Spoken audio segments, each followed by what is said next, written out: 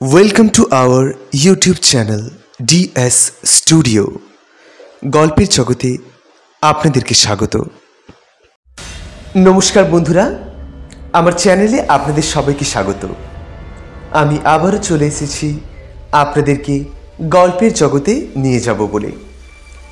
আজকের গল্পটি একটু অন্যরকম হতে চলেছে। কিছু ভয়, কিছু রহস্য, কিছু মজা, সব মিলিয়ে আশা করছি গল্পটি আপনাদের সকলেরই ভালো লাগবে। তো গল্পটি ভালো লাগলে অবশ্যই একটি লাইক দেবেন এবং চ্যানেলে নতুন হয়ে থাকলে চ্যানেলটিকে সাবস্ক্রাইব করে আমাদের পাশে থাকবেন। আজকের গল্প তারাদাস বন্দ্যোপাধ্যায়ের লেখা তারানাথ তান্ত্রিকের গল্প পঞ্চমুণ্ডির আসন। তারাদাস বন্দ্যোপাধ্যায় জন্ম 15ই অক্টোবর 1947 এবং মৃত্যু 18ই জুলাই 2010। তিনি ছিলেন একজন বাঙালি ঔপন্যাসিক, ছোট গল্পকার এবং সম্পাদক। তিনি কিংবদন্তি সাহিত্যিক বিভূতিভূষণ বন্দ্যোপাধ্যায়ের একমাত্র পুত্র ছিলেন। তারাদাস বন্দ্যোপাধ্যায় বেশ কয়েকটি ছোট গল্প ও উপন্যাস লিখেছিলেন, যেমন কাল নিরবধি, সপ্তর্ষির আলো, কক্ষপথ ইত্যাদি। তার কাজল উপন্যাসটি তার বাবা বিভূতিভূষণ বন্দ্যোপাধ্যায় বিরচিত অপরাজিতর সিকুয়েল ছিল। তারাদাস উচ্চ মাধ্যমিক পরীক্ষায় উত্তীর্ণ হওয়ার সাথে সাথে কাজল লেখা শুরু করেছিলেন। তারাদাস বন্দ্যোপাধ্যায়ের সর্বাধিক উল্লেখযোগ্য অবদান ছিল তারানাথ তান্ত্রিক, যা ছিল এক তন্ত্রসাধকের অভিজ্ঞতার গল্প। তারানাথ তান্ত্রিকের চরিত্রটি বিভূতিভূষণ বন্দ্যোপাধ্যায় তৈরি করেছিলেন এবং তারই ধারাবাহিকতা বজায় রেখেছিলেন তারাদাস। এই গল্পগুলো প্রকাশিত হয়েছিল দুটি বইয়ে, তারানাথ তান্ত্রিক এবং অলাত চক্র। তাহলে চলুন আর দেরি না করে শুরু করা যাক আজকের গল্প পঞ্চমুণ্ডির আসন। বর্ষাকালে ভূতের গল্প জমে ভালো, এই মূল কথাটি মনে রেখে সমস্ত বর্ষাকালটা আমি আর কিশোরী সেন তারানাথ জ্যোতিষীর বাড়ি হানা দিতাম। তারানাথ আজগুবি গল্পের জীবন্ত কারখানা। কত যে অদ্ভুত গল্প শুনেছি তার কাছে। মজা এই, মঠ লেনে তারানাথের বাড়ি বৈঠকখানায় তক্তাপোষের ওপর বসে সে সব কাহিনী শোনার সময় মনে কখনো কোনো সংশয় জাগত না। বৃষ্টির দিন, বাইরে মটলেন জলে ভেসে যাচ্ছে আর ভেতরে আমরা মুগ্ধ হয়ে গল্প শুনে যাচ্ছি। কিন্তু পরের দিন সকালে অফিসে গিয়ে খাতায় সই করে কাজ করা শুরু করার সঙ্গে সঙ্গে গতদিনের বিশ্বাসের ভিত নড়ে যেত। কলেজে আইএ পড়ার সময় কোলরিজের rime of the ancient mariner পাঠ্য ছিল। অধ্যাপক উইলিং সাসপেনশন অফ ডিসবিলিফ বলে একটা সাহিত্যিক জাদুর কথা বলেছিলেন। অপ্রাকৃতিক কাহিনী পড়ার আগে পাঠক মনকে প্রস্তুত করে নেয়, তার অবিশ্বাসকে সাময়িকভাবে মুলতবি রাখে। তারানাথের গল্প শোনার সময়ও তাই হতো।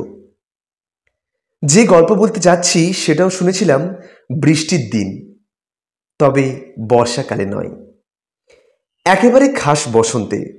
সে বছর দোলের পরদিন রবিবার পাড়ায় পরপর দুদিন ছুটি পাওয়া গেল। দোলের দিন বিকেল থেকে আকাশে মেঘ ঘনিয়ে এলো, রোদ্দুর মুছে গিয়ে ঠান্ডা ঠান্ডা এলোমেলো বাতাস বইতে শুরু করলো। পরদিন অর্থাৎ রবিবার সকালে ঘুম ভাঙল মেঘের ডাকে। বেলা বাড়তে না বাড়তে নামলো বৃষ্টি। মেসের ম্যানেজার ঘরে ঘরে জানিয়ে গেলেন, একে ছুটির দিন, তাই বৃষ্টি নেমেছে, কাজেই দুপুরবেলা খিচুড়ি, মাছ ভাজা আর ডিমের বড়ার ব্যবস্থা হয়েছে। উল্লাসিত মনে জলখাবার খেয়ে অতুলবাবুর ঘরে ব্রিজ খেলতে বসে যাওয়া গেল। দুপুরে খিচুড়ি ভক্ষণ করে উঠতেই মনের মধ্যে একটা চিন্তা খেলে গেল। তারানাথের কাছে গল্প শুনতে গেলে হয় না? এমন বৃষ্টি ভেজা ছুটির দিন, আজকেই তো আজগুবি গল্প শোনার প্রকৃষ্ট সময়। বন্ধু কিশোরী সেনকে আলাদা করে ডাকবার প্রয়োজন নেই। এতক্ষণে আকাশের অবস্থা দেখে সেও নিশ্চয়ই তারানাথের বাড়ি যাওয়ার সিদ্ধান্ত নিয়ে ফেলেছে। বহুদিনের অভ্যাস তো, আমাদের পরস্পরের মাথায় টনক আছে। ঘণ্টাখানিক বিশ্রাম নিয়ে বিকেল 3:30 নাগাদ বেরিয়ে পড়লাম। মঠলেনের মুখে এসে কিশোরীর সঙ্গে দেখা। মোড়ের মাথায় পানের দোকান থেকে সে তারানাথকে দেবে বলে পাসিং শো সিগারেটের প্যাকেট কিনেছে। আমাকে দেখে হেসে বলল, টনক নড়েছে তাহলে। আমিও হাসলাম। তারানাথের সামনে আমরা সিগারেট খাই না। একান্ত নেশা চাপলে আমরা উসখুস করতে থাকি। তারানাথ বুঝতে পেরে ভেতরে চা বানাতে যাওয়ার অছিলায় উঠে যায়। আমি আর কিশোরী বারান্দায় দাঁড়িয়ে ধূমপান করে আসি। এখানে বেশ কিছুক্ষণ নেশা চেপে রাখতে হবে। দুটো খুচরা কাঁচি সিগারেট কিনে একটা আমাকে দিয়ে কিশোরী বলল, নাও ধরাও। দোকানটায় ভালো কাশির জর্দা পাওয়া যায়। কিশোরী পাসিং শো নিয়ে নিয়েছে। আমি তারানাথের জন্য কিছুটা জর্দা নিলাম। সে পানের নেশা করে না বটে, কিন্তু ভালো জর্দা পেলে মাঝে মাঝে 2 আঙুলে করে 1 চিমটে মুখে দেয়। কাঁচি সিগারেট শেষ করে আমরা এগোলাম। ঝিরঝিরে বৃষ্টির সঙ্গে এলোমেলো বাতাসের দাপটে আমাদের ছাতা উল্টে যাবার জোগাড় হচ্ছে। আপাতত ঘণ্টা 2 মধ্যে বৃষ্টি ধরবার লক্ষণ নেই। এদিকে ভালোই হলো, গল্প চলবার সময় কেউ এসে বিরক্ত করবার সম্ভাবনা কম। তারানাথের বাড়ির সামনে এসে দেখি সে বারান্দায় দাঁড়িয়ে বৃষ্টি দেখছে। আমরা হাজির হতে সে হেসে বলল, মেয়ে ঘনিয়ে এলেই আমি তোমার জন্য অপেক্ষা করি। তা দুজনে পরামর্শ করে এলে নাকি? বললাম, না, আপনার গলির মুখে এসে দেখা হয়ে গেল। বেশ, এসো। ভিজেছ নাকি? এমন কিছু নয়, ও একটু। দাঁড়াও, গামছা দিচ্ছি, গামাতা মুছে ফেলো। ছাতা দুটো ওই কোণের দিকে মেলে রাখো। অতঃপর আমরা তারানাথের বৈঠকখানায় জমিয়ে বসলাম। আমাদের পকেট থেকে সিগারেট আর জর্দা বেরোতে তারানাথের মুখ প্রসন্ন দেখালো। আজ আর তাকে আলাদা করে গল্পের দাবি জানাতে হলো না। একটা পাসিং শো ধরিয়ে সে নিজেই বলল, গল্প চাই না? কিশোরী বলল, সে তো বটেই, এমনি ভিজে দিন একেবারে গল্প শোনার ওয়েদার, গাঁজাখুরি গল্পের উপযুক্ত। শুরু করুন। তারানাথ জ্বলন্ত চোখে কিশোরীর দিকে তাকালো। আমি প্রমাদ গুনলাম। তারানাথ বলল, আবার সেই কথা, গাঁজাখুরি? আমার গল্প গাঁজাখুরি? তাহলে শুনতে আসো কেন? বাজে গল্প না শুনলেই হয়। গেল বুঝি আজকের গল্পের আসর। কিশোরীটাও এমন, বেফাস কথা না বলে পারে না। বললাম, ওর কথা শুনবেন না তো, ও সবই বিশ্বাস করে, অথচ আপনাকে চটাবার জন্য ইচ্ছে করে ও এরকম বলে। জর্দা আর পাসিং শোয়ের অশেষ গুণ। সামান্য স্বস্তিতেই আজ তারানাথ গলে গেল। সে বলল, ঠিক আছে, কিন্তু কেউ একজন তার জীবনের বিচিত্র সত্য কাহিনী বলছে, আর একজন তাকে বুজরুক বলে উপহাস করছে। এ মেনে নেওয়া যায় না। বাদ দিন, ওসব ও মজা করে বলেছে। বরং 1 কাপ চা বলুন, খেতে খেতে গল্প শোনা যাক। তারানাথ বাড়ির ভেতরে চা বানানোর কথা বলতে গেল। আমরা দুজনেও বারান্দায় এসে দাঁড়ালাম সিগারেট খাবো বলে। কিশোরীর সিগারেট ধরিয়ে দিয়ে বললাম, সেরেছিলে কাজ, বুড়োকে খামোখা চটাতে গেলে কেন? অনেক কষ্টে আজ সামলিয়েছি। ঠিকই, ভুল করে আজ ডোজটা একটু বেশি দিয়ে ফেলেছিলাম। ঘরে ঢুকে দেখি তারানাথ তক্তাপোষের উপর নিজের জায়গায় বসে হুঁকো ধরাবার উদ্যোগ করছে। বললাম, কি হলো, সিগারেট না খেয়ে হুঁকো? টিকে ভেঙে টুকরো করে কলকের ভেতরে দিতে দিতে তারানাথ বলল, একটা গল্প মনে এসেছে, বুঝলে? হুকোই তামাক না ধরালে ভালো গল্পের মেজাজ আসে না। তাছাড়া কিশোরী যে প্যাকেট এনেছে তাতে আমি কাল বিকেল অবধি চালাবো। দুধের বাজারে জিনিসপত্রের দাম দেখেছো? পাসিং শো ছিল 2 আনা প্যাকেট, হলো 10 পয়সা। আচ্ছা, একটা কথা বলো তো, ইউরোপে হিটলার যুদ্ধ করেছে, তার সঙ্গে আমাদের দেশি তরকারির বাজারে লাউ কুমড়ো উচ্ছে মূল্যের দাম বেড়ে যাওয়ার কি কারণ? হিটলারের সৈন্যদল কি শুক্তো খায় না লাউয়ের ঘন্ট? কলকের আগুনে বার কয়েক ফুঁ দিয়ে তারানাথ বলল, যাক, তবু এখনো তামাকের দামটা অন্তত বাড়েনি। হুকোই আরামের টান দিয়ে তারানাথ কিছুক্ষণ স্বপ্নালু চোখে একদিকে তাকিয়ে রইল। তারপর বলল, অনেকদিন আগের কথা বলছি, তখন আমি সদ্গুরুর সন্ধানে পথে পথে ঘুরে বেড়াই। মনে ভয়ানক বৈরাগ্য। বিয়ে তাওয়া করে সংসার তো পাতবই না, পারলে কখনো গৃহস্থ বাড়িতে আশ্রয় নেব না বা রাত কাটাবো না। দ্বিতীয়টা অবশ্য কখনো হয়ে ওঠেনি, মাঝে মাঝে বাধ্য হয়ে গ্রামের মধ্যে কোনো বাড়িতে থাকতে হয়েছে, কিন্তু তা আমার ইচ্ছের বিরুদ্ধে, অন্য কোনো উপায় নেই বলে। কিশোরী বলল, কেন? গৃহস্থ বাড়িতে থাকলে কি হয়? ছোঁয়াচ লাগে সংসারে, বৈরাগ্য নষ্ট হয়ে যায়। না, হেসো না। সংসারী মানুষের সংস্পর্শে বেশিক্ষণ থাকলে সংসার পেয়ে বসে। যে পথে বেরিয়ে পড়েছে তার পক্ষে জিনিসটা ভালো নয়। যাই হোক, এমন একবার ঘুরতে ঘুরতে সন্ধ্যের সময় এক গ্রামে গিয়ে হাজির হয়েছি। সারাদিন পথ হেঁটে শরীর খুব ক্লান্ত। ইচ্ছের বিরুদ্ধেই আশ্রয় নিলাম এক গেরস্তর বাড়িতে। যেতে যায়নি, গ্রামে ঢোকবার মুখে এক মুদিখানায় একটু বিশ্রাম করবার জন্য থেমেছিলাম। দোকানি বলল, দূর থেকে আসছেন বুঝি? এদিকে আগে কখনো দেখেছি বলে তো মনে হচ্ছে না। কোথায় যাবেন? কোথাও যাবো না ভাই, পথে পথে ঘুরে বেড়াই আর ভগবানের নাম করি। খুব তেষ্টা পেয়েছে, একটু জল খাওয়াতে পারো?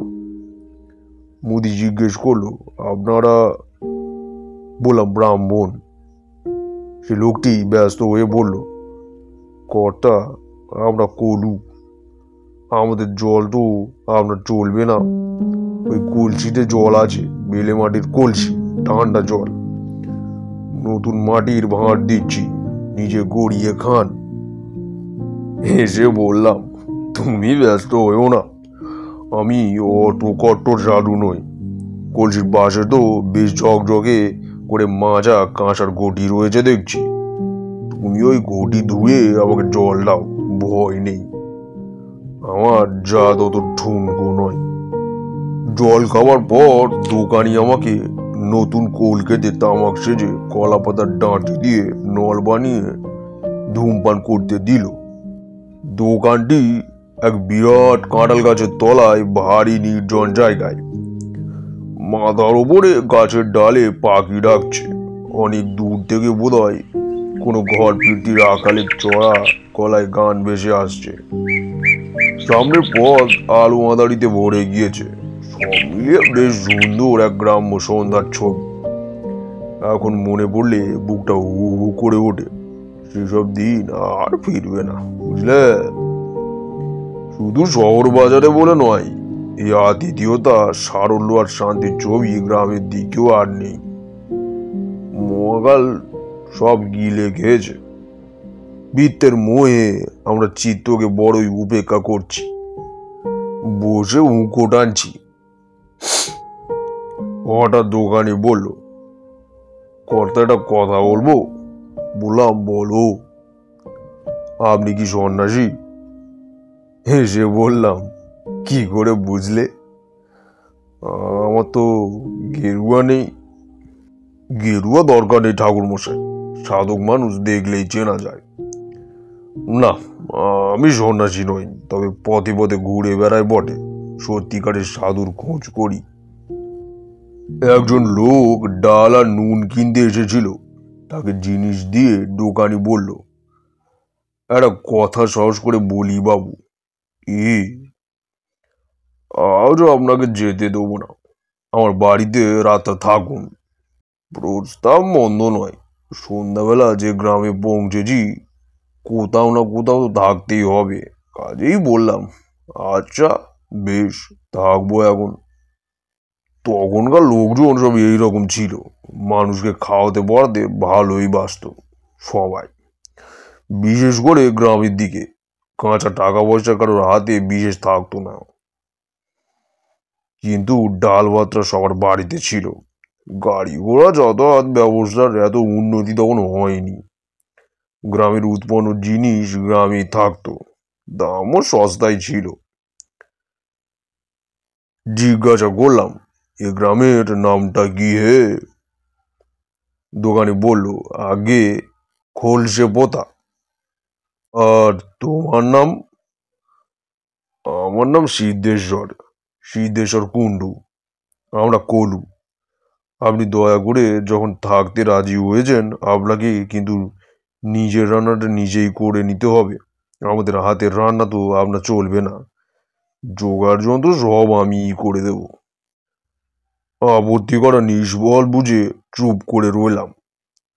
জল চাইবার সময় তা বুঝতে পেরেছি, মাজা ঘটি ছিল বলে জল দিতে কোনো মতে রাজি হয়েছে, কিন্তু ব্রাহ্মণকে রান্না করে দিতে সে বাপ তারা করবে না। তখনকার দিনে দেশগাঁ এসব মানামানির ব্যাপার ছিল খুব, এখনো কিছু কিছু আছে। আমি কোনোদিনই মানতাম না, এখনো মানি না।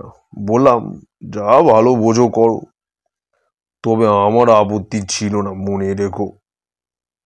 সিদ্ধেশ্বর বলল, আমার দোকান বন্ধ করতে আরো ঘন্টাখানেক দেরি আছে কর্তা।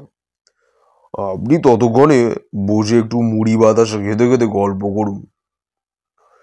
তার আতিথেয়তার স্রোতে আমরা আপত্তি আবার ভেসে গেল। ছোট একটা বেতের দামাতে করে সে আমাকে আউশ ধানের মোটা লাল মুড়ি আর অনেকগুলো বাতাসা খেতে দিল। বসে বসে মুড়ি খাচ্ছি আর তার সঙ্গে গল্প করছি।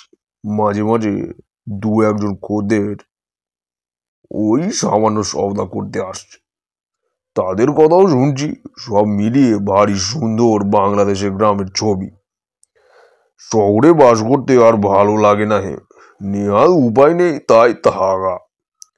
এই যে মুড়ির কথা বললাম, কতদিন অমন লাল লাল গোল মুড়ি খাই না, সে স্বাদই ছিল আলাদা। নিজেদের দেশের অনেক ভালো জিনিস আমরা হারিয়ে ফেললাম, বুঝলে। এমন সময় একটা ঘটনা ঘটে গেল, যাতে দোকানি সিদ্ধেশ্বরকে আমার ভারী ভালো লেগে গেল। মুড়ি তখন প্রায় শেষ হয়ে এসেছে, এমন সময় একটা বাচ্চা বছর দশকের মেয়ে এসে দাঁড়ালো। তার পরনে কম দামি মোটা একটা ডুবে শাড়ি, হাতে একখানা কাঁসার বাটি। তাকে দেখে সিদ্ধেশ্বর বলল, কিরে কমলি, কি চাই? মেয়েটি দ্বিধা জড়িত স্বরে বলল, মা পাঠালো তেল নুন আর মটর ডাল নেবার জন্য। পয়সা এনেছিস? কমলি চুপ করে দাঁড়িয়ে রইল। সিদ্ধেশ্বর আবার জিজ্ঞেস করলো, কিরে পয়সা এনেছিস? মেয়েটি বলল, না সিধু কাকা, জানেন তো বাবা এখনো ফেরেনি, তাই মা বলল। তোর বাবা কখন ফিরবে? কোথায় এখন? কমলি বলল, বাবা কলকাতায়। মা ঠিকানা জানে না, তাই চিঠি দিতে পারছে না। কমলি মাথা নিচু করে রইল, তারপর একবার আর চোখে আমার দিকে তাকিয়ে আস্তে আস্তে বেরবার পথ ধরল। পেছন থেকে সিদ্ধেশ্বর ডাকলো, এই শোন, কোথায় যাচ্ছিস? এদিকে আয়, জিনিস নিবি না? মা পয়সা দেয়নি যে। ঠিক আছে, নিয়ে যা। এতদিন পয়সা যখন জমেছে তখন এটুকুতে আর কি হবে? বাড়িতে চাল আছে? আজকে রাতের মতো আছে, কালকে নেই। না, তাহলে চাল নিচ্ছিস না যে? দাঁড়া, মাছের চালও দিয়ে দিচ্ছি, নিয়ে যেতে পারবি? খুকি গাহাড়ে এড়িয়ে জানালো সে পারবে। সিদ্ধেশ্বর জিনিস মাপছে, আমি তার দিকে ভরা মন দিয়ে তাকিয়ে রয়েছি। বাহ, বেশ ভালো তো মানুষটা, এমন খুব বেশি একটা দেখা যায় না। কমলি জিনিস নিয়ে চলে যেতে সিদ্ধেশ্বর আমার দিকে তাকিয়ে বলল, মেয়েটাকে দেখলেন কর্তা, বড় কষ্ট ওদের। বাপটা ঘুরে ঘুরে নানা রকম কাজ করে বেড়ায়, 9 মাসে 6 মাসে একবার বাড়ি আসে। বউরা কষ্ট দুঃখ করে সংসার চালায়। মেয়েটা খুব ভালো, মাকে সব কাজে সাহায্য করে। এইটুকু বয়স, অথচ বায়না নেই, কিচ্ছু নেই। বললাম, তুমিও ভালো লোক সিদ্ধেশ্বর, মানুষকে ভালোবাসার চেয়ে বড় ধর্ম আর নেই। গ্রামের দিকে সন্ধ্যের পরেই একটু একটু করে লোক চলাচল কমে আসতে থাকে। শহরের মতো লোকজনের ভিড় আর বিজলি আলো নেই তো, কাজেই অন্ধকার নামাবার কিছু পরেই দোকানপাট বন্ধ হয়ে যায়। সিদ্ধেশ্বরও দোকান বন্ধ করবার উদ্যোগ করতে লাগলো। প্রথমে সে পেতলের ছোট ধুনুচিতে টিকে নিয়ে সমস্ত দোকান ঘরে ধুনো দিল। পবিত্র গন্ধে ভরে গেল চারিদিক। একটা বোতল থেকে গঙ্গা জল নিয়ে ছিটিয়ে দিল। তারপর সমস্ত হাতে সামান্য গঙ্গা জল নিয়ে কাঠের ক্যাশ বাক্সের উপর পুলিয়ে নিল। ব্যাস, তার আজকের মতো বাণিজ্য শেষ। বিক্রির টাকা সঙ্গে নিয়ে দোকানে তালা লাগিয়ে সে বলল, চলুন ঠাকুর মশাই, এবার যাওয়া যাক। গ্রামে ঢুকেই পথের বাঁদিকে একটু গাছপালা ঘেরা জায়গায় সিদ্ধেশ্বরের বাড়ি। খড়ের ছাউনি, মাটির দেয়াল, কিন্তু খুব পরিচ্ছন্ন। বড় বড় 4-5খানা ঘর, মাঝখানে উঠোন, তুলসী মঞ্চ। উঠোনের একদিকে ছোট একটা ধানের গোলা। গোলার পাশে গোয়ালে দুটো গরু রয়েছে দেখলাম। পল্লীগ্রামের মোটামুটি সম্পন্ন গৃহস্থলীর রূপ। বাড়িতে ঢুকেই উঠোনের প্রান্তে একখানা মাঝারি করে ছাওয়া চালা, সামনে দাওয়া। বুঝলাম সেটি চণ্ডী মণ্ডপ হিসাবে ব্যবহৃত হয়। সিদ্ধেশ্বর সেখানেই আমার থাকার ব্যবস্থা করে দিল।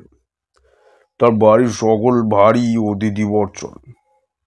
খবর পেয়ে একে একে এসে আমাকে প্রণাম করে গেল। উঠোনের পাতকুয়া থেকে জল নিয়ে হাত মুখ ধুয়ে শান্ত হয়ে বসলাম। একটু পরে সিদ্ধেশ্বর এসে বলল, আরো অনেক কিছুক্ষণ বাদে রান্না শুরু করলেই হবে। এখন ততক্ষণ একটু তামাক খেয়ে নিন। ছেলেকে বলেছি নতুন হুকোয় জল পেরিয়ে তামাক সেজে আনতে। রান্নার জন্য প্রচুর জিনিস দিল সিদ্ধেশ্বর। সরু আমন ধানের চাল, আলু, মটর ডাল, গাওয়া ঘি, বাড়ির গরুর দুধ 1 ঘটি। সব শেষে সে এনে হাজির করলো একখানা সের 2 ওজনের রুই মাছ। আমিও অবাক হয়ে বললাম, আচ্ছা লোক তো তুমি, এত কি একজন খেতে পারে মানুষ? এ কি কাণ্ড! সিদ্ধেশ্বর বিনয়ী গলায় বললে, ঠাকুরমশাই, ঠিক করেছি আজ আমরা আপনার প্রসাদ পাবো। মাছ এগুনি কুটে দেওয়া হচ্ছে, আমার ছেলের বউ বাটনা বেটে দেবে। মাছটা রান্না করুন, বাড়ির সকলের ইচ্ছা আপনার হাতের রান্না খাবে। রান্না করবার সময় সিদ্ধেশ্বর কাছে বসে গল্প করতে লাগলো। গ্রামের বাইরে কোথাও শিয়ালের দল ডাকছে। এখন সেসব কথা মনে পড়লে বুক হু হু করে। কতদিন গ্রামের সেই রূপ দেখিনি। মানুষের আসল জীবন পল্লীগ্রামে রয়েছে, বুঝলে। শহরে কেবল জীবিকার জন্য থাকা ভালো লাগে না, তবু মেনে নিতে হয়। তামাক খাওয়া শেষ করে ভাত চাপিয়ে দিলাম। পরিষ্কার কাপড়ে বেঁধে মটর ডাল ভাতের মধ্যে ছেড়ে দিয়েছি। বাড়ির মধ্যে থেকে মেয়েরা মাছ কুটে একটা কাঁচিতে করে পাঠিয়ে দিল, সঙ্গে বাটনা। সিদ্ধেশ্বর নানান গল্প করছে, চাষবাসের অবস্থা, গত বছর ভালো বৃষ্টি হয়নি, দ্রব্যমূল্য বৃদ্ধি ইত্যাদি। কিন্তু আমি লক্ষ্য করলাম এসব কথায় তার যেন ঠিক মন নেই। কোনো একটা কিছু সে যেন বলতে চায়, কিন্তু সিদ্ধান্ত নিয়ে উঠতে পারছে না। আমি শেষ পর্যন্ত নিজেই বললাম, কি ব্যাপার বলো তো সিদ্ধেশ্বর, তোমাকে দেখে মনে হচ্ছে তুমি আমাকে কিছু বলতে চাও। যদি তাই হয় তাহলে নিঃসংকোচে বলো। মনের ভেতরে কোনো কথা লুকিয়ে থাকলে সেটা না বলে ফেলা পর্যন্ত মানুষের ভারী অস্বস্তি হয়। আমার কথা শুনে সিদ্ধেশ্বর যেন স্বস্তির নিঃশ্বাস ফেলে বাঁচল। সে বলল, ঠিক বলেছেন ঠাকুর মশাই। একটা জিনিস আজ কদিন হলেও মনের মধ্যে খালি ঘুরপাক খাচ্ছে, কাউকেই বলতে পারছি না। কেন? কাউকে বলতে পারছো না কেন হে? সে এক অদ্ভুত ব্যাপার ঠাকুর মশাই। লোকে শুনলে হয়তো পাগল হয়েছি মনে করে খ্যাপাবে। কিছু মনে করবেন না, আজ আপনাকে এখানে নিয়ে আসার পেছনে আমার একটু স্বার্থও আছে। আপনি সাধক সন্ন্যাসী মানুষ, ভাবলাম আপনি হয়তো আমার সমস্যার একটা সুরাহ করতে পারবেন। কথা বলতে বলতে হঠাৎ থেমে গিয়ে সিদ্ধেশ্বর আমার পেছন দিকে তাকিয়ে রইল। তার চোখে ভীতি ও বিস্ময় মেশানো কেমন এক দৃষ্টি। আমি একটু অবাক হয়ে একবার পেছন দিকে ফিরলাম। না, কিছু নেই তো। তাহলে কি দেখছে সিদ্ধেশ্বর? বললাম, কি হলো? কি দেখছো ওদিকে? আমার দিকে তাকিয়ে সিদ্ধেশ্বর বলল, আপনি কিছু দেখতে পেলেন না? কি দেখতে পাবো? কি ব্যাপার বলো তো? পরে বলছি সব। আগে আপনি রান্না বান্না সেরে খেয়ে নিন। ভেতর বাড়ির পাট চুকে গেলে আমি আপনার কাছে এসে বসবো, এখন তখন সব বলবো। কৌতূহল চেপে রেখে রান্নায় মন দিলাম। পথে পথে একা ঘুরতে হয়। রান্নাটা মন্দ শিখিনি, নিজেও খেতে ভালোবাসি। ভোজন রসিক না হলে ভালো রান্না করা যায় না। নিজের জন্য কিছু মাছ রেখে বাকিটা বাড়ির ভেতরে পাঠিয়ে দিলাম। খাওয়া দাওয়ার পর এক ছিলিম তামাক সেজে বসেছি।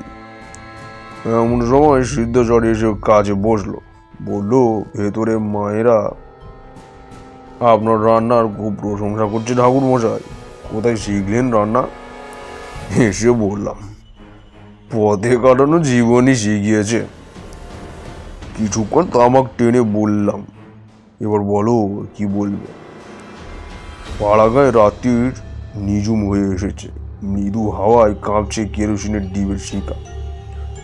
এক ধরনের রহস্যময় পরিবেশ তৈরি হয়েছে চারিদিকে। সিদ্ধেশ্বর বলল, সমস্ত কিছু শুরু আজ থেকে মাস খানেক আগে। গ্রামের হরিসভায় আহরাত্র সংকীর্তন ছিল। বাড়ির সবাই শুনতে গিয়েছে। তাদের ফিরতে বেশি রাত হবে। আমি দোকান বন্ধ করে বাড়ি এসে খাওয়া দাওয়া সেরে এই চালাটার নিচে বসেছি। তখন রাত 9টা হবে। হঠাৎ মনে হলো বেড়ার ধারে কাবুলতলাটাই কি যেন নড়ছে। ওখানে একটু ঢোক দেওয়ার মতো রয়েছে, দেখছেন তো? অন্ধকারে প্রথমে বুঝতে পারিনি। ভেবেছিলাম গোয়াল থেকে নতুন বাছুরটা বোধহয় চারা পেয়ে বেরিয়ে গিয়েছে। পরে গিয়ে দেখি তা নয়, একটা শেয়াল। বললাম, শেয়াল বেড়ার বাইরে? আগে না, ভেতরে। সেটাও আশ্চর্য ব্যাপার। শিয়াল মানুষজনের চারা পেলেই পালায়। লোকজন রয়েছে দেখলে ধারে কাছে ঘেঁষে না। কিন্তু এ জানোয়ারটা ঘেঁটু আর কলকা সুন্দরের ঝোপ ঢেলে বেরিয়ে এসে আমার দিকে তাকিয়ে ঠাঁই দাঁড়িয়ে রইল। আমি মুখে হুস হুস শব্দ করে কয়েকবার তাড়া দিলাম। জন্তুটা তাতে একটু চমকালো না। আমিও তাকিয়ে আছি, সেও তাকিয়ে আছে। কিছুক্ষণ বাদে সে আপনি পেছন ফিরে আমার ঝোপের ভিতরে মিলিয়ে গেল। সিদ্ধেশ্বরকে থামতে আমি বললাম, শেয়াল সাধারণত মানুষ দেখলেই পালায় বা বাড়ির উঠোনের মধ্যে ঢোকে না। কিন্তু একটা সাহসী শেয়াল তো চলে আসতে পারে। তাতে অবাক হওয়ার কি আছে?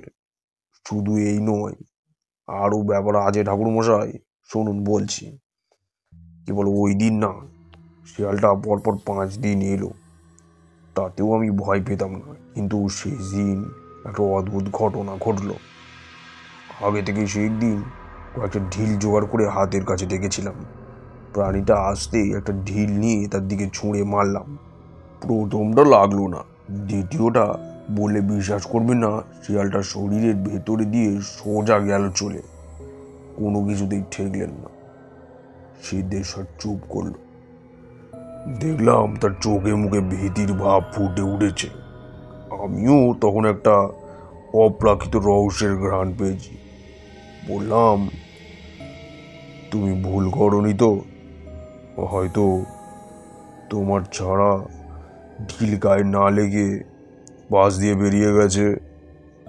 না ঠাকুর মশাই, আমার ভুল হয়নি। আমার সব কথা শুনে নিন, তাহলে বুঝতে পারবেন। আমিও প্রথমে তাই ভেবেছিলাম, কিন্তু পরপর 3টে ঢিল ওই রকমভাবে শিয়ালের শরীর পুড়ে বেরিয়ে যাওয়াতে আমি একটু ভয় পেয়ে গেলাম। যাই হোক, পরদিন সকাল থেকে কাজের চাপে ব্যাপারটা আর মনে রইল না। তাছাড়া দিনের আলোয় ভয় থাকে না। পরদিন রাত্রিরে খাওয়ার পরে বেশ প্রস্তুত হয়ে বসেছিলাম যদি শিয়ালটা আবার আসে, কিন্তু না, অনেকক্ষণ বসে রইলাম। একটা সাপ ছাড়া কিছুই দেখতে পেলাম না। আমি একটু উত্তেজনার সঙ্গে বললাম, সাপ দেখলে? কি সাপ? আমার গলার স্বরে একটু অবাক হয়ে তাকালো সিদ্ধেশ্বর।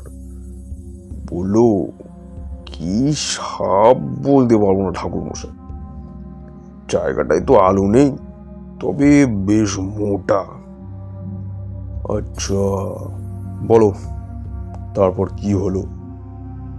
তারপরে 3 রাত আবার কিছু দেখলাম না, কিন্তু খাওয়ার পর ওইখানে বসে তাকিয়ে থাকা আমার যেন কেমন অভ্যেস হয়ে গেছে। বাড়িতে অবশ্য কিছুই বলিনি। তারপর একদিন রাত্রিরে গাব গাছের নিচে ঝোপ জঙ্গল খুব জোরে জোরে নড়ে উঠল, যেন বড় ধরনের কোনো প্রাণী তার ভেতর দিয়ে ভেসে আসছে। ভয় পেয়ে উঠে বাড়ির ভেতরে চলে যাবো কিনা ভাবছি, এমন সময় ভাট বনের ভেতর থেকে একটা ষাঁড় বেরিয়ে এলো। ভাবুন ঠাকুর মশাই, বাড়ি বেড়া দিয়ে ঘেরা, বেড়াল আগল আমি নিজের হাতে বন্ধ করেছি, তাহলে ষাঁড়টা ঢুকলো কোথা দিয়ে? আগের মতো শিয়াল বা সাপ নয় যে বেড়ার ফাঁক দিয়ে গুলে আসবে। আমার খুব রাগ হয়ে গেল জানেন। দেয়ালের গায়ে হেলান দিয়ে রাখা লাঠিটা নিয়ে তাড়া করে যাবো বলে উঠে দাঁড়াতেই ষাঁড়টা পিছন হেঁটে ঝোপের মধ্যে মিলিয়ে গেল। সঙ্গে সঙ্গে সেখানে গিয়ে দেখি কোথাও কিছু নেই, বেড়াও ভাঙা নয়, কিচ্ছু নয়। কত বড় প্রাণীটা বাতাসে মিলিয়ে গেল। আমি ততক্ষণে ব্যাপারটা কিছু কিছু বুঝতে শুরু করেছি। হুগলিতে গঙ্গার ধারের একটা শ্মশানে একবার এক তান্ত্রিক সন্ন্যাসী আমাকে এইরকম একটা ঘটনা শুনিয়েছিল। পরে পড়াশুনো করতে গিয়ে তন্ত্রশাস্ত্রের পুঁথিতেও এর উল্লেখ পেয়েছি। বললাম, তারপরে কুকুরটাকে কবে দেখলে? সিদ্ধেশ্বর বলল, হ্যাঁ, কুকুরটাকে এর 2 দিন পরে। হঠাৎ থেমে গিয়ে সে অবাক চোখে তাকিয়ে বললে, কিন্তু আপনি কি করে জানলেন কুকুরের কথা? সত্যি বলুন, আপনি কিছু বুঝতে পেরেছেন? পরে বলছি, তোমার কথা তুমি শেষ করো। আর বেশি কিছু নেই। এইরকম ভাবে একদিন একটা কুকুর দেখলাম। মনটা বড় কুকাইছে ঠাকুর মশাই, বিশেষ করে আজ। জানতাম সিদ্ধেশ্বর কি বলবে, তবু জিজ্ঞেস করলাম, আজ আবার কি হলো? আজ একটু আগে আপনার পেছন দিকে তাকালাম না ঠাকুর মশাই, দেখলাম সেই একই জায়গায় আপচা মতো একটা মানুষের চেহারা গাবতলায় দাঁড়িয়ে এদিকে তাকিয়ে আছে। আপনিও তো তাকালেন, কিন্তু কিছু দেখতে পেলেন না। তামাকের কলকাটা শেষ হয়ে গিয়েছিল। হুঁকো বৈঠকের ওপরে নামিয়ে রেখে বললাম, এই বাড়িতে তুমি কদিন আছো? এটা কি তোমার পৈতৃক বাড়ি? আগে না, আমার আদি বাড়ি এখান থেকে 15-16 মাইল দূরের গ্রাম আকাইপুরে। আমার অবস্থা বিশেষ ভালো ছিল না ঠাকুর মশাই। শ্বশুর মশাই মারা যাওয়ার পর জমি জমার সম্পত্তি ভাগ হওয়ার সময় আমার বউ এই জমিটা পায়। আমিও এখানেই বাড়ি তৈরি করে রায়পুরের বাস তুলে চলে এসেছি। তার আগে এই জমিতে কি ছিল? কিছু ছিল না, ঝোপ জঙ্গল ভরা খালি জমি পড়েছিল। একটু চুপ করে বসলাম এবং বললাম, তোমার ভয় নেই সিদ্ধেশ্বর? এখানে একটা অদ্ভুত ব্যাপার ঘটছে বটে, কিন্তু তাতে তোমার কোনো ক্ষতি হবে না। আমি সব ঝামেলা মিটিয়ে দিয়ে যাব, কিন্তু তার জন্য তোমার এখানে আমাকে 2-1 দিন থাকতে হবে। তোমার আপত্তি নেই তো? সিদ্ধেশ্বর হাত জোড়ো করে বলল, আপনি কি বলছেন ঠাকুর মশাই? এ তো আমার ভাগ্য। যতদিন ইচ্ছে আপনি থাকুন, কিন্তু ব্যাপারটা কি বলুন তো? সব বলবো, আর একটু সময় দাও। আচ্ছা, তোমাদের গ্রামে খুব বড় লোক কে আছে বলো তো? আমি একটু আলাপ করতে চাই। সিদ্ধেশ্বর একটু চিন্তা করে বলল, 2জন তো আছে খুব বড়। একজন হলেন হরিজাটা, হরিপদ ভট্টাচার্য। বামুনপাড়ায় থাকেন, বয়সে প্রায় 90 হয়েছে, খুব একটা চলাফেরা করতে পারেন না। আর রয়েছে কানাই জেলে, সে আমাদের গ্রামের নদীতে খেয়া পারাপার করতো, মাছ ধরতো। এখন আর পারে না, ছেলে আজকাল খেয়া দেয়। কানাই জেলে নিজের বয়স বলে 102। সেটা বোধ হয় ঠিক নয়, তবে তার বয়সও 90-এর ওপরই হবে। কাল আপনাকে নিয়ে যাবো। তোমাকে যেতে হবে না, আমি নিজেই খুঁজে নেব। এখন তোমার তো দোকান আছে, সে একদিন দেরি করে খুললেও চলবে। আপনি তো সকালে চা খান। অবাক হয়ে বললাম, তা খাই, কিন্তু গ্রামে কি তার ব্যবস্থা আছে? সিদ্ধেশ্বর খুশি মুখে বলল, আছে ঠাকুরমশাই। আমার অন্য কোনো বিলাসিতা নেই, কিন্তু সকালে একবারই চা না হলে চলে না। আমি সব জোগাড় করে রাখি। তারানাথ আমাদের দিকে তাকিয়ে বলল, তোমরা ভাবছো বাড়িতে চায়ের ব্যবস্থা থাকা আবার এমন কি ব্যাপার? কিন্তু আমি যে সময়ের কথা বলছি, তখন গ্রামে তো দূরের কথা, শহরেও চা খাওয়ার চল তেমন শুরু হয়নি। সেদিক দিয়ে সিদ্ধেশ্বরকে খুব আধুনিক মানুষ বলতে হবে। পরের দিন ভোরে ঘুম ভাঙলো দোয়েল পাখির ডাকে। তখনও ভালো করে আলো ফোটেনি।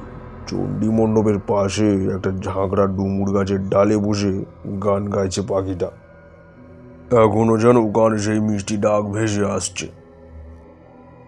উঠোনের পাটকুয়ার জলে মুখ হাত ধুয়ে নিলাম। একটু পরেই সিদ্ধেশ্বর চা নিয়ে এলো।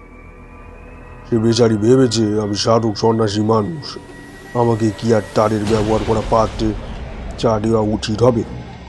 গতকালও রাত্রিরে সে নতুন কলা পাতা কেটে এনে আর মাটির গেলাসে আমার খাওয়ার ব্যবস্থা করেছিল। আজ সকালে দেখি সে পাথরের বাটিতে করে চা নিয়ে এসেছে। বললাম, তুমি খাবে না? আপনি আগে খেয়ে নিন, আমি পরে ভেতরে গিয়ে খাচ্ছি। চা খাওয়া হয়ে গেলে আমরা বেরোলুম বামুন পাড়ার দিকে। জায়গাটা বেশি দূরে নয়, পাড়ায় ঢুকেই বাঁদিকে হরিপদ ভট্টাচার্যের বাড়ি। একজন অতিবৃদ্ধ মানুষ বাইরে রোয়াকে পাতা তক্তাপোষের ওপর বসেছিলেন। আমাদের দেখে চোখ কুচকে যেভাবে তাকালেন, তাতে বুঝলাম আজকাল আর ভালো দেখতে পান না। বললেন, কে এলে? আগে আমি সিদ্ধেশ্বর, একটু দরকারি এলাম আপনার কাছে। ও, তুমি সিধু, সঙ্গে এটিকে? এবার আমি বললাম, আগে আমার নাম তারানাথ চক্রবর্তী। পথে হাঁটতে হাঁটতে গতকাল সিদ্ধেশ্বরের বাড়ি অতিথি হয়েছি। আপনার সঙ্গে একটু কথা বলতে চাই। হরিপদ ভট্টাচার্য বললেন, তারানাথ চক্রবর্তী? কি করা হয় কোথাকার লোক? বললাম, আমার বাড়ি অন্য জেলায়, করার মধ্যে একটু সাধন ভজনের চেষ্টা করি আর সদ্গুরুর সন্ধানে ঘুরে বেড়াই। আমি সামান্য লোক বটে, তা সামান্য লোক কেন? যারা ঠাকুর দেবতার নাম করে তারা তো মহৎ মানুষ। আজকাল তো মানুষ কেবল বিজয় আশয় নিয়ে মত্ত। যাই হোক, আমার কাছে কি প্রয়োজন? বললাম, আপনি তো অনেক দিনের মানুষ, এই গ্রামের সব খবরই রাখেন। সিদ্ধেশ্বর এখানে এসে বাস করার আগে ওই জমিটাই কি ছিল বলতে পারেন? হরিজাটা ভুরু কুচকে খানিকক্ষণ ভাবলেন, তারপর বললেন, ও জমিটা তো বরাবরই বন জঙ্গলে ভর্তি হয়ে পড়েছিল দেখেছি। কিছু ছিলে বলে তো মনে পড়ে না। কেউ কখনো বাস করতো না ওখানে? হরিজাটা আবার কিছুক্ষণ ভাবলেন। তার ভাবভঙ্গি দেখে মনে হলো বয়সের কারণে তিনি আর পুরনো কথা ততটা পরিষ্কারভাবে মনে করতে পারেন না। হলো তাই ভেবে চিন্তে তিনি বললেন, না, এর বেশি তো আর কিছু মনে পড়ছে না। তার কাছে বিদায় নিয়ে রাস্তায় এসে সিদ্ধেশ্বরকে বললাম, এবার কানাই জেলের কাছে চলুন, যাচ্ছি। কিন্তু এইসবের মানে কি ঠাকুরমশাই? আর একটু অপেক্ষা করো, আবছা আবছা একটা জিনিস আন্দাজ করেছি। আর একটু খোঁজ খবর করি, তারপর আজ রাত্রিরে তোমার সঙ্গে কথা বলবো। কানাই জেলের বাড়িটা আমাকে দেখিয়ে তুমি গিয়ে দোকান খোলো। ঠিক আছে, আমি দুপুরে তাড়াতাড়ি ভিড়ে আপনার রান্নার ব্যবস্থা করে দেব। কানাই জেলের কাছে সঠিক সংবাদ পাওয়া গেল। সে বোধ করি হরিপদ যেটা চাইতেও বুড়ো, কিন্তু তার স্মৃতি দেখলাম বেশ পরিষ্কার আছে। আলাপ হওয়ার পর জিজ্ঞেস করলাম, তোমার বয়স কত হলো কানাইদা? তাই 100 পড়ে গিয়ে আরো 2 কি 3 হবে। হিসেব তো আর রাখিনি বাবা ঠাকুর। তবে নদীতে খেয়া পারাপারের কাজ করেছি 60 বছর। এখন বুঝে দেখো। বলো কি কানাইদা? তবে না তো কি, নৌকাও চালাতাম, আবার মাছও ধরতাম। আমাদের গাঁয়ে নদীতে কত রকম মাছ ওঠে, মৃগেল, কালবোস, সরপুটি। বড় বড় ছটকালো চিংড়ি পেলেই বামুনপাড়ায় গিয়ে বাড়ি বাড়ি দিয়ে আসতাম। একবার হলো কি, বুড়ো মানুষের কথা হঠাৎ থামতে চায় না। খানিক বাদে একটু ফাঁক পেয়ে জিজ্ঞেস করলাম, আচ্ছা কানাইদা, তোমার তো পুরনো কথা মনে আছে দেখছি বেশ। বলতে পারো সিদ্ধেশ্বর যেখানে বাড়ি করেছে সেখানে আগে কি ছিল? একটুও দ্বিধা না করে কানাই ছেলে বলল, কিচ্ছু ছিল না। ঝোপঝাড়, ভাঁট বন আর একটা গাব গাছ ছিল কেবল। জমিটা তো সিদ্ধেশ্বরের শ্বশুর শ্যামচরণের। শ্যামচরণ মারা যাওয়ার পর ওটা পায় সিদ্ধেশ্বর বউয়ের তরুলতা। তারাও অনেক জমি ফেলে রেখেছিল। ওই হালে 12-13 বছর বাড়ি করে এসে রয়েছে। কেউ কখনো বাস করেনি ওখানে? না, কে আর করবে? ওই একবার কেবল একজন সন্ন্যাসী। আমি সোজা হয়ে বসলাম, বললাম, সন্ন্যাসী? কিরকম সন্ন্যাসী? সে বেশ ভালো সন্ন্যাসী কর্তা। লাল কাপড় পরা, গলায় এই মোটা রুদ্রাক্ষের মালা, মাথায় জটের পাহাড়। সে কোথা থেকে এই গ্রামে এসে জমিটার এক কোণে আসন করে কিছুদিন ছিল। কিছুদিন মানে কতদিন? একটু ভেবে কানাই জেলে বলল, তা প্রায় 6 কি 7 মাস ছিল। ওখানেই ত্রিশূল পুঁতে ধুনি জ্বালিয়ে বাস করে থাকতো। অন্য সাধুদের মতো নেশা ভাঙ করতো না। 6-7 মাস পরে যেমন হঠাৎ এসেছিল তেমনি একদিন কোথায় চলে গেল তা কে জানে।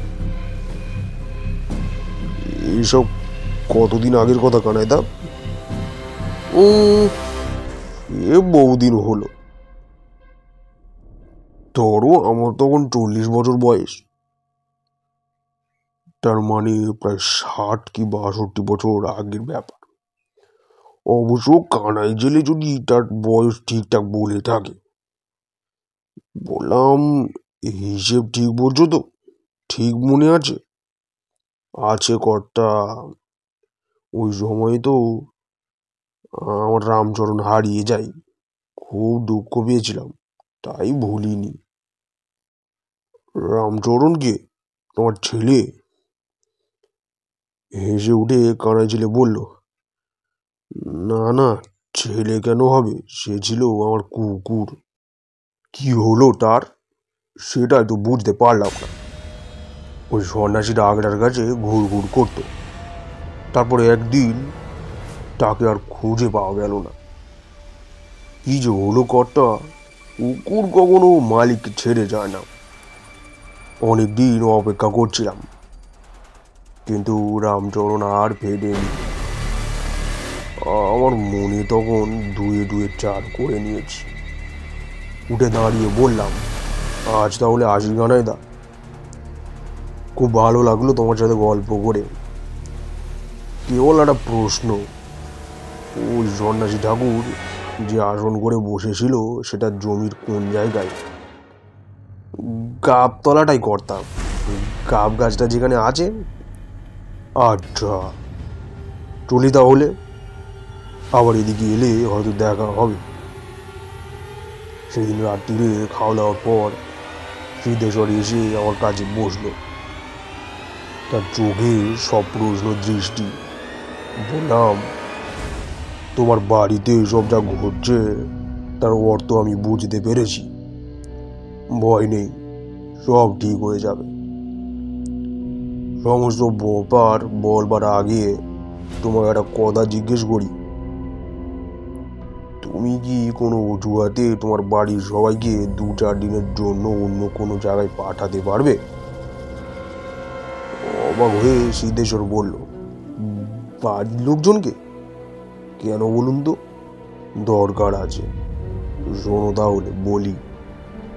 তুমি কি জানো, খোল সভ্যতায় এসে তুমি বাস করবার আগে তোমার এই গাবতলায় একজন সন্ন্যাসী এসে বেশ কিছুদিন বাস করেছিলেন। সন্ন্যাসী? কই, আমি তো কিছু জানি না। তোমার না জানবারই কথা, এটা প্রায় 60 বছর আগেকার ব্যাপার। গ্রামের কেউ মনে রাখেনি, 2-1 জন ছাড়া। অত বুড়ো লোক কেউ বেঁচেও নেই, ও হরিজাটাও তো মনে করতে পারছিলেন না। তবে কানাই জেলের মনে আছে।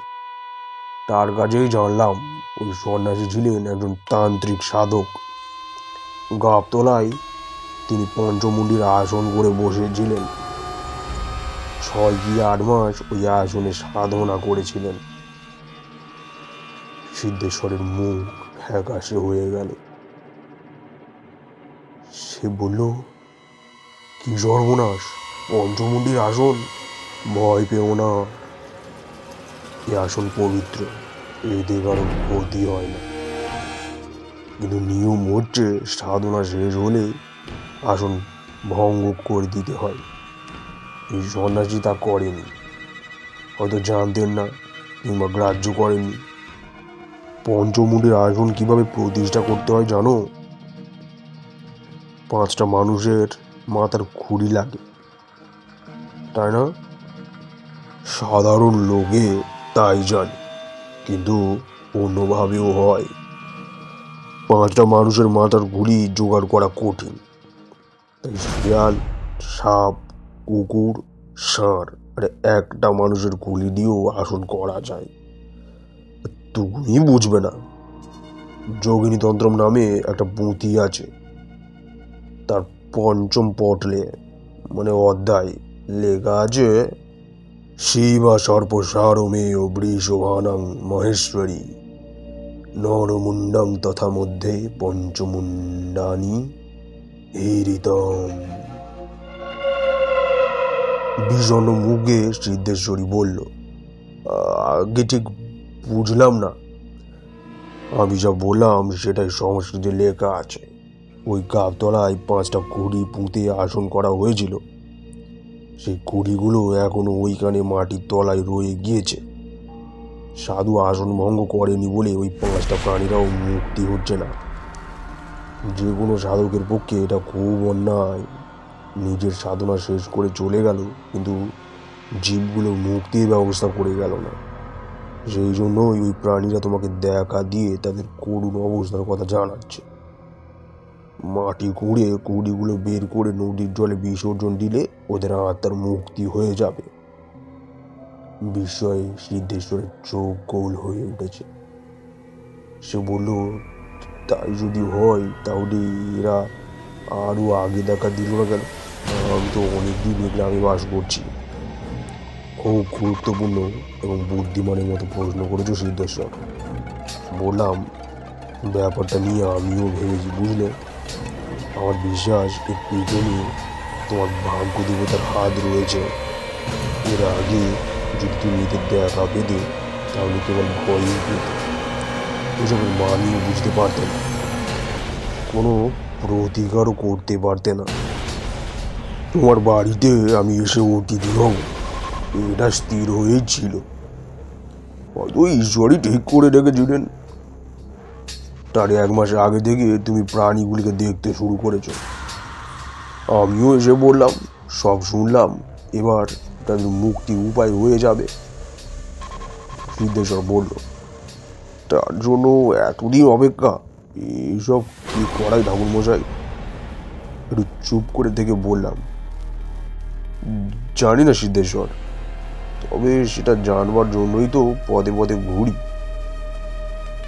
যাই হোক, তোমার পরিবারের সকলকে 3-4 দিনের জন্য কোথাও পাঠিয়ে দেওয়ার ব্যবস্থা করো। মাটি খুঁড়ে ওই কড়িগুলোকে বের করে আমাদের নদীতে ফেলতে হবে। বাড়ির বাচ্চাদের বা মেয়েদের সামনে সেটা করা উচিত হবে না। তারা ভয় পেয়ে যাবে। তাতে কোনো অসুবিধা হবে না তো কর্তা? আমার বউ কদিন ধরেই বাপের বাড়ি যাওয়ার জন্য বায়না ধরছে। পরশুই ওদের সেখানে পাঠিয়ে দিচ্ছি। 2 দিন পরে পরিবারের সকলে রওনা হয়ে গেলে সিদ্ধেশ্বর বলল, এবার কর্তা? হ্যাঁ, এসো। কাল সকালে এই কাজটা সেরে ফেলি, দেরি করে লাভ নেই। একটা মজুর ডেকে নেবো ঠাকুরমশাই। কত মাটি কাটতে হবে কে জানে। পাগল নাকি? এক্ষুনি সারা গ্রামে ব্যাপারটা রটে যাবে। গ্রামের লোকদের তো চেনো, তারা তোমার বসতি ভিটের অপবাদ ছড়াতে শুরু করবে। যতই পরিশ্রম হোক তোমাকে কাজ করতে হবে। দরকার হলে আমিও হাত লাগাবো। না না, তার প্রয়োজন হবে না কর্তা, আমি একাই পারবো।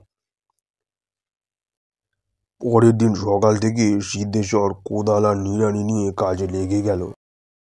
সঙ্গে আমিও রইলাম। সত্যি কথা বলতে কি, মনে একটু আশঙ্কাও হচ্ছিল। যদি আমার আন্দাজ ঠিক না হয়, যদি আমি ভুল করে থাকি। প্রথমে নিড়ানি দিয়ে ঝোপ জঙ্গল পরিষ্কার করে মাটি খোঁড়া শুরু হলো। আমার আশঙ্কা অবশ্য স্থায়ী হবার সুযোগ পেল না। একটু খুঁড়তেই প্রথম গুলিটা বেরিয়ে এলো কুকুরের। অকারণে বেশি শ্রম করে লাভ নেই। আসনের একটা সম্ভাব্য আকৃতি অনুমান করে সিদ্ধেশ্বরকে কাটতে বললাম। এবার বেরোলো ষাঁড়, তারপর শেয়াল আর সাপের মুন্ড। সাপটা নিয়েই একটু ঝামেলা হলো। ছোট জিনিস, কোথায় কিভাবে ছিল কে জানে। যাই হোক, সে অবধি সেটা খুঁজে পাওয়া গেল। আর আসনের ঠিক মাঝখানে থাকি উঠে এলো একটা নরকরটি। কাজ শেষ। সিদ্ধেশ্বরকে বললাম গর্তগুলো বুঝিয়ে দিতে। খড়িগুলোকে একটা চটের বস্তায় ভরে রাখা হলো। দাওয়ায় এসে বসে এক ছিলিম তামাক ধরালাম। কোদাল নিড়ানি রেগে সিদ্ধেশ্বরের কাছে বসে গামছা দিয়ে মুখ মুছে বলল, এবার এগুলো নিয়ে কি করা যায় কর্তা? মাঠের দিকে কোথাও গিয়ে পুঁতে দেব? ধুর পাগল, এক জায়গায় মাটির তলা থেকে তুলে অন্য জায়গায় পুঁতে দিলে তো সেই একই ব্যাপার হবে। কেবল জায়গা বদল হবে মাত্র, বদ্ধ আত্মার মুক্তি হবে না। তাহলে ওগুলোকে টোলে শুদ্ধ নদীতে গিয়ে ফেলে দিতে হবে। তার আগে মন্ত্র পড়ে আমি জিনিসগুলোকে নিষ্ক্রিয় করে দেব, যাতে ওই আত্মারা আর ফিরে না আসতে পারে। আচ্ছা সিদ্ধেশ্বর, কানাই জেলের ছেলেকে আজ বিকেলে একটু পাওয়া যাবে? কিছুক্ষণের জন্য তার নৌকোটা আমাদের চাই। সে অসুবিধে হবে না, আমি এখনই গিয়ে বলে আসছি। কিন্তু কেন কর্তা? বুঝলে না, করটি শুদ্ধ তৌলেটা নদীর পাড়ের কাছে ফেলা চলবে না। তোমাদের নদীতে খুব বেশি স্রোত খেলে না, ওটা যেখানে ফেলা হবে সেখানেই থেকে যাওয়ার সম্ভাবনা। অন্তত কয়েকদিন তো থাকবে বটেই। স্নান করতে নামলে লোকের পায়ে লাগবে, নানা রকম কথা আর উঠবে। গ্রামের দু একজন আজ আমাদের খোঁড়াখুড়ি করতে দেখেছে। কে কোথা দিয়ে কি আন্দাজ করে তা ঠিক কি। তার চাইতে নৌকো করে ঘাট থেকে কিছু দূরে গিয়ে নদীর মাঝখানে বিসর্জন দেওয়া ভালো। কানাই জেলের ছেলে যে দেখবে, তাকে আমি বলবো আজ তোমাদের বাড়ি আমি সস্ত্রায়ন করেছি, সেই পুজোর জিনিসপত্র ফেলা হলো। তুলে না পেলে আলাদা কাপড়ে জড়িয়ে নেব এখন। সিদ্ধেশ্বর নৌকো ঠিক করে এলো। তাকে বললাম, আজ আমরা রান্না করব না। চিঁড়ে দই কলা আর সন্দেশ পাওয়া যাবে তো? খুব খুব, আমি এখনই নিয়ে আসছি। দাঁড়াও, আগে যেও না, ওই পথে আর একটা কাজ করে এসো। কমলিদের সঙ্গে তোমার সম্পর্ক কিরকম? তুমি কোনো অনুরোধ করলে রাখবে? সিদ্ধেশ্বর একটু অবাক হয়ে বলল, কমলি? আমাদের গ্রামের, যাকে সেদিন আমার দোকানে দেখেছেন, খুব ভালো সম্পর্ক। ওর বাবা বাড়ি না থাকলে আমি ওদের দেখাশোনা করি বলে কমলির মা আমাকে খুব মানে। কেন কর্তা? কমলির মাকে বলো এসে আজ বিকেলে অল্প কিছুক্ষণের জন্য মেয়েকে পাঠিয়ে দেয়।